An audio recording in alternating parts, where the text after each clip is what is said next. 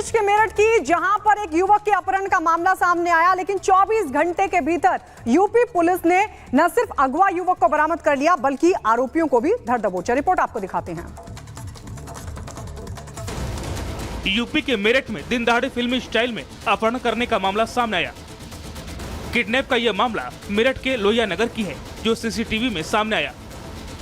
उसमें साफ तौर पर दिखाई दे रहा है कि कार सवार 4 बदमाश आते हैं और युवक को उठा ले जाते हैं। यही नहीं, उस दौरान वहां खड़े लोग बदमाशों को देख वहां से खुद भी भाग खड़े होते हैं।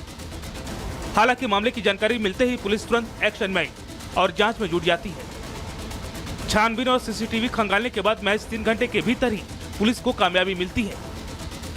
पुलिस ने किडनैपिंग की वारदात को अंजाम देने के मामले में 3 आरोपियों को गिरफ्तार किया है। साथ ही युवक को सकुशल बरामद कर लिया। पूछताछ में गिरफ्तार किए गए आरोपियों ने वारदात कबूल की। हालांकि अभी भी एक आरोपी पुलिस के शिकंजे से बाहर है।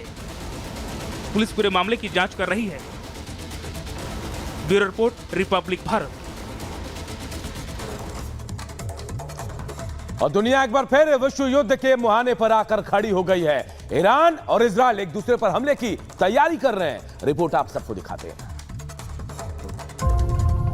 तेहरान की धरती पर हमास के सबसे बड़े नेता हानिया की हत्या के बाद से ईरान आग बबूला है। जंग के ऐलान के बाद हुती, हमास और हिजबुल्लाह के साथ मिलकर इजराइल पर हमले के लिए ईरान तैयार है। ईरान के सुप्रीम लीडर खामेनी ने इजराइल से इंतकाम के लिए इजराइल को चारों तरफ से घेरने के लिए प्लान तैयार कर लिया है। इजराइल पर हमले के लिए ईरान ने लेबनान की धरती को चुना है। ईरान अपने साथियों के साथ मिलकर इजराइल पर हमले की तैयारी में है, तो उधर नेतन्याहू की सेना भी मुकाबले के लिए तैयार बैठी है। नेतन्याहू ने लेबनान बॉर्डर पर अपनी फौज को तैनात कर दिया है। ऐसे में ईरान अगर हमला करता है तो इजराइल भी मुंह तोड़ जवाब देगा। ईरान और इजराइल के बीच जंग कभी भी शुरू हो सकता है और इसी के साथ शुरू हो जाएगा दुनिया में सबसे बड़ा महासंग्राम। अमेरिका ने अभी से मिडिल ईस्ट में अपनी तैनाती बढ़ा दी है। अमेरिका के रक्षा सचिव लॉर्ड ऑस्टिन ने मिडिल ईस्ट में गाइडेड मिसाइल सबमरीन को तैनात करने का आदेश दिया है। मतलब साफ है, ईरान और इजराइल में अगर युद्ध हुआ तो इसका असर दुनिया के कई देशों पर पड़ने वाला है। और महाराष्ट्र विधानसभा चुनाव से पहले फंस गए उद्धव ठाकरे। संजय निरुपम ने कई गंभीर आरोप लगाए। आरोप क्या लगाए, इसे 1 मिनट की रिपोर्ट में आपको दिखाते हैं। शिंदे गुट वाली शिवसेना के नेता संजय निरुपम ने उद्धव ठाकरे पर बहुत ही संगीन आरोप लगाया है। निरुपम ने दावा किया कि दिल्ली में उद्धव ठाकरे ने साउथ अफ्रीका से फरार गुप्ता ब्रदर से मिले हैं। निरुपम ने दावा किया कि ये मुलाकात दिल्ली में संजय राउत के घर पर हुई। उन्होंने सवाल उठाया कि उद्धव जब भी दिल्ली जाते हैं होटल में रुकते हैं, लेकिन इस बार 3 दिनों के दौरे पर उद्धव जब दिल्ली गए थे तो संजय राउत के घर पर रुके थे। साउथ अफ्रीका से जो फरार भ्रष्टाचारी गुप्ता बंधु हैं, उनमें से एक गुप्ता से मिले वो। ये मुलाकात 7 अगस्त को शाम को संजय राउत के घर पर हुई है। लेकिन वो गुप्ता जी आए थे एक ब्लैक गाड़ी में और काला शीशा था और लगभग आधे घंटे तक मीटिंग चली है उस गुप्ता के साथ। महाराष्ट्र विधानसभा चुनाव से पहले उद्धव पर लगे आरोपों के बाद बीजेपी ने हमला बोला है। वहीं पूरे मामले में उद्धव गुट ने चुप्पी साध ली है। Bureau report, Republic Bharat. और इधर पटना एयरपोर्ट सांप और नेवले की लड़ाई का अखाड़ा बन गया। सांप पर नेवले के झुंड ने एक साथ हमला बोला। रिपोर्ट दिखाते हैं।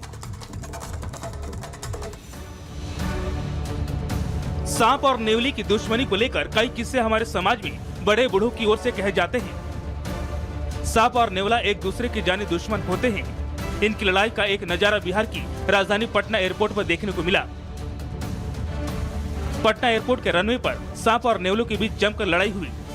इसका 36 सेकंड का एक वीडियो सामने आया। वीडियो में दिख रहा है कि एक नेवला और सांप के बीच लड़ाई हो रही है। सांप लगातार नेवले को डराकर भगाने की कोशिश कर रहा है, लेकिन नेवले उसे छोड़ने का नाम नहीं ले रहा है। कुछ देर तक दोनों के बीच लड़ाई होते देख पीछे से 2 और नेवला पहुंचते हैं और तीनों मिलकर सांप को घेर लेते हैं। इसके बाद तीनों बारी बारी से सांप पर हमला करने लगते हैं, लेकिन सांप भी हार मानने को तैयार नहीं होता। आखिरकार विमान टेक ऑफ के लिए रनवे पर पहुंचता है तो विमान की आवाज सुन तीनों नेवले और सांप भाग जाते हैं।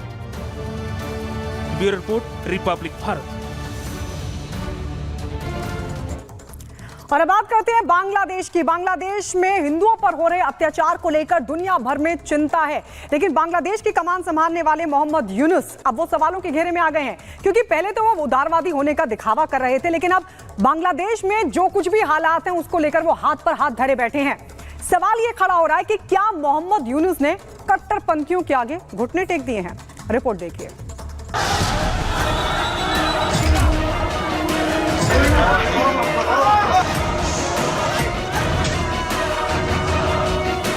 बांग्लादेश में सत्ता की कमान संभालने वाले मोहम्मद यूनुस का असली चेहरा क्या सामने आने लगा है? क्या बांग्लादेश की सरकार ने उपद्रवियों के सामने घुटने टेक दिए हैं? क्योंकि बांग्लादेश में हिंदू विरोधी हिंसा जारी है, लेकिन यूनुस सरकार हाथ पर हाथ धरे बैठी हुई है। मोहम्मद यूनुस के पास है तो सिर्फ जुबानी जमा खर्च। एक तरफ बांग्लादेश के गृह सलाहकार ने स्वीकार कर लिया कि उनकी सरकार अल्पसंख्यकों को सुरक्षा देने में नाकाम रही, तो वहीं अब यूनुस सरकार की तरफ से हिंदू समुदाय से मुलाकात करने का दिखावा किया जा रहा है, लेकिन इसका कोई फायदा डर के साए में जी रहे बांग्लादेशी हिंदुओं को मिलता नजर नहीं आ रहा है और बांग्लादेश के हालात जस के तस बने हुए हैं। सत्ता की कमान संभालने से पहले मोहम्मद यूनुस ने खुद को उदारवादी दिखाया था। यूनुस ने कहा था कि आम लोगों पर, खासकर अल्पसंख्यकों पर सभी हमले बंद किए जाएं। इसके बिना सारे प्रयास बेकार हैं। अगर ऐसा नहीं हो पाया तो मैं पद छोड़ दूंगा। हिंदू विरोधी हिंसा तो अपनी जगह है, मोहम्मद यूनुस के वादे भी अपनी जगह हैं, लेकिन सरकार की कमान संभालते ही यूनुस का एक और रूप देखने को मिल रहा है। बांग्लादेश में यूनुस के खिलाफ कई मामले दर्ज थे, लेकिन अब उनके सत्ता प्रमुख बनने के बाद एक एक कर सारे मामले खत्म किए जा रहे हैं। मोहम्मद यूनुस अब तक 2 मामलों में बरी हो चुके हैं। करप्शन के एक केस में भ्रष्टाचार विरोधी आयोग ने उन्हें बरी कर दिया है। वहीं ढाका की अदालत ने भी दूसरे मामले में उन्हें राहत दे दी है। श्रम कानूनों से जुड़े केस में 3 सहयोगियों के साथ वो बरी हो गए हैं। यानी मतलब साफ है, सत्ता में आते ही मोहम्मद यूनुस का चेहरा बदल गया। पहले उन्होंने कट्टरपंथियों के सामने घुटने टेक दिए, फिर अपने खिलाफ जारी मुकदमों को निपटाने में जुट गए।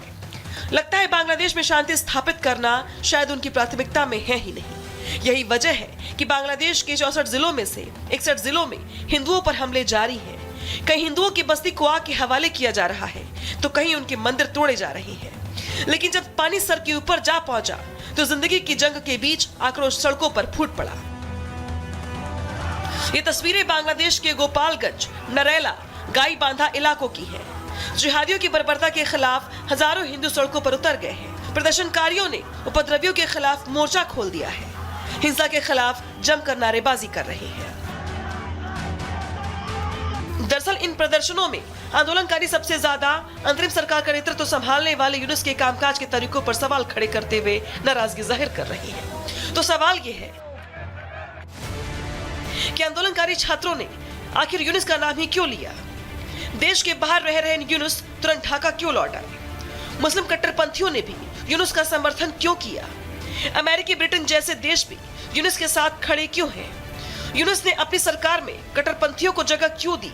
क्या यूनुस को तख्तापलट की साजिश के बारे में जानकारी थी? क्या यूनुस सरकार किसी महाशक्ति की कठपुतली है? हिंदू विरोधी हिंसा करने वालों पर आखिर नरम क्यों है यूनुस? भारत के साथ रिश्तों पर आखिर चुप क्यों है यूनुस? मोहम्मद यूनुस नोबेल पुरस्कार विजेता और अर्थशास्त्री हैं, लेकिन काफी वर्षों से वो बांग्लादेश के बाहर रह रहे थे। बांग्लादेश में उनके खिलाफ कई मुकदमे भी दर्ज हैं। जाहिर सी बात है कि उनका बांग्लादेश वापस लौटने का कोई प्लान नहीं रहा होगा, लेकिन रातों रात उनका बांग्लादेश लौटकर सरकार की कमान संभाल लेना लोगों के मन में शक पैदा कर रहा है। वहीं हिंदुओं पर हो रहे अत्याचारों पर पहले सख्ती दिखाना, फिर नरम पड़ जाना कहीं न कहीं उनके कट्टरपंथियों के साथ रिश्तों की भी गवाही दे रहा है। लेकिन सबसे बड़ा सवाल अब बांग्लादेश के हिंदुओं की सुरक्षा पर है, जिस पर पूरी दुनिया चिंता जाहिर कर रही है। सवाल ये है कि आखिर कब थमेगा हिंदू पे अत्याचार का ये सिलसिला, और आखिर कब यूनुस सरकार अल्पसंख्यकों पर अत्याचार करने वाले उपद्रवियों पर सख्त एक्शन लेकर बड़ा संदेश देगी। Bureau report, Republic Bharat. इधर शॉर्ट सेलर कंपनी हिंडनबर्ग ने एक बार फिर भारतीय अर्थव्यवस्था पर चोट करने की कोशिश की है, लेकिन पिछली बार की तरह इस बार भी ये कोशिश नाकाम रही। रिपोर्ट के बाद भी सोमवार को भारतीय शेयर बाजार पूरी तरह स्थिर रहा, तो वहीं इस मामले को उछालने में लगी कांग्रेस को बीजेपी ने करारा जवाब दिया है। रिपोर्ट आप सबको दिखाते हैं।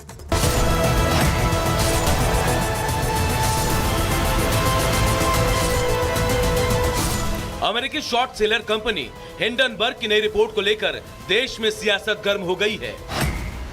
भारतीय जनता पार्टी ने इस रिपोर्ट को एक इंटरनेशनल टूलकिट गैंग का हिस्सा होने का दावा किया है। बीजेपी ने इस पूरे मामले पर कांग्रेस के आरोपों को पूरी तरह से खारिज करते हुए उस पर ही